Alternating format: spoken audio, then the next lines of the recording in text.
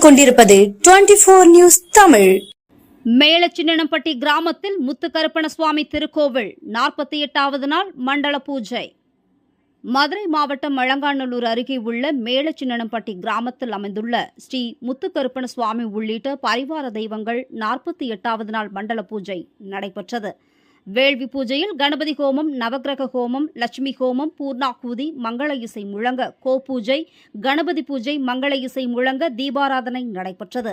ராமேஸ்வரம் அழகர் கோவில், காசி, கங்கை உள்ளிட்ட திருத்தலங்களில் இருந்து கொண்டுவரப்பட்ட புனித நீர் மேளதாளங்கள் முழங்க, யாகசாலையை சுற்றி வலம் வந்து வேத மந்திரம் முழங்க கருவறையில் உள்ள முத்துக்கருப்பண சுவாமி ஆகிய தெய்வங்களுக்கு புனித நீர் ஊற்றப்பட்டு 48வது நாள் மண்டல பூஜையும் அதனைத் தொடர்ந்து மலர் அலங்காரமும் நடைபெற்றது. விழாவிற்கு வருகை தந்த உள்ளூர் மற்றும் சுற்றுவட்டார கிராமத்தைச் சேர்ந்த ஏராளமான பக்தர்கள் மற்றும் பொதுமக்களுக்கு பூஜை மலர்களும் அறுசுவை அன்னதானமும் வழங்கப்பட்டது.